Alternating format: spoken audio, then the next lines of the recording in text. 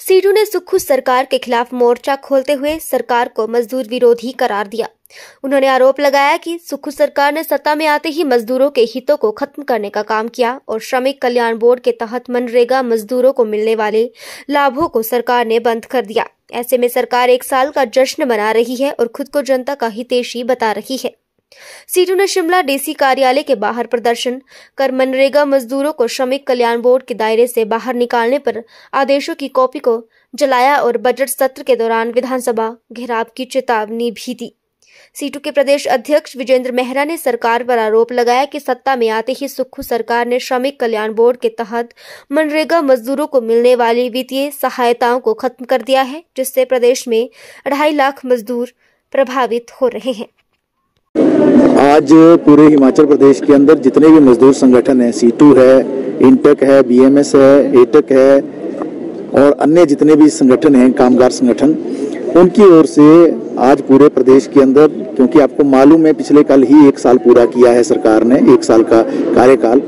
जब 1 साल पहले ये सरकार सत्ता में आई थी, अगले दिन ही जो निर्णय हुआ था वो जन विरोधी निर्णय हुआ था। सुबह ही एक नोटिफिकेशन अगले दिन ही सरकार ने निकाल दी थी 2022 में। वो ये थी कि जो श्रमिक कल्याण बोर्ड, जो देश में 1996 में कानून बना था BOCW का, और उसके बाद हिमाचल हाई कोर्ट ने उसके संदर्भ में जो निर्णय दिया था, एक श्रमिक कल्याण बोर्ड हिमाचल के अंदर बना था।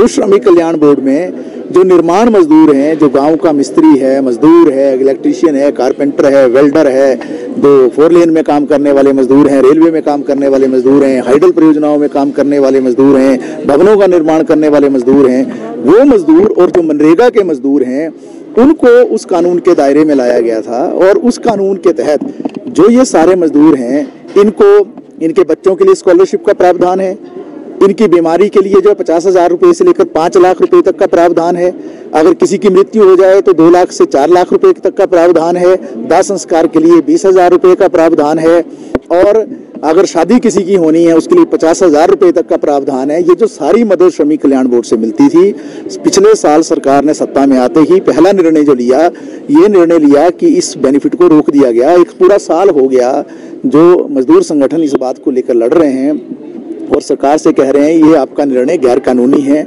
12 दिसंबर 2022 को इस निर्णय को लागू किया था, 11 दिसंबर को सरकार बनी थी।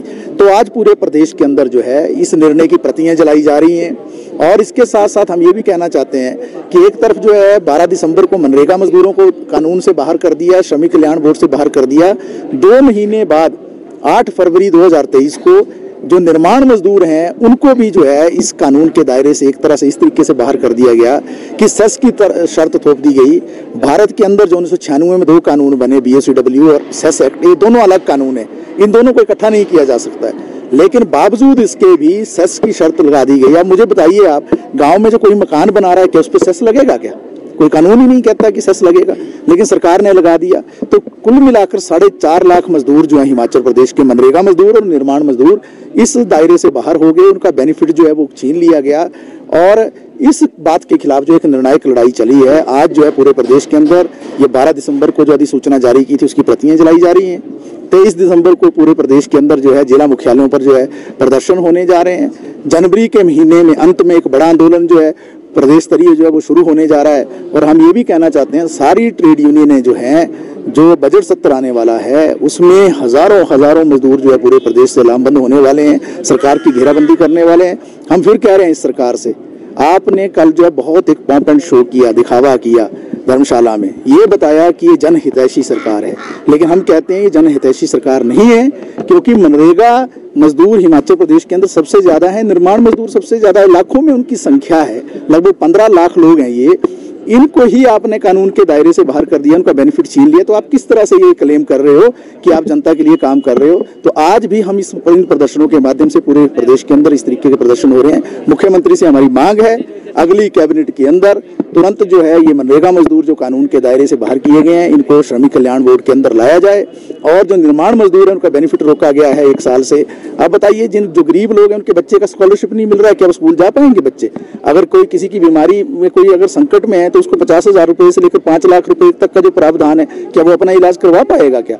या किसी की मृत्यु हो जाएगी तो क्या वो उसका परिवार उस तरीके से बच पाएगा? तो मुख्यमंत्री से हमारा ये अपील है कि वो अगली कैबिनेट की बैठक में जो ये निर्णय लिए गए हैं इन निर्णयों को निरस्त करें, और दोबारा से जो ये 4.5 लाख मजदूर जो अभी तक पंजीकृत हो चुके हैं उनका जो है बेनिफिट दोबारा से बहाल करें, और आने वाले समय में जो भी मनरेगा व निर्माण मजदूर इस कानून से जुड़ना चाहते हैं उनके लिए जो है कानून के दायरे के अंदर जो है उसका रास्ता जो आगे प्रशस्त करें।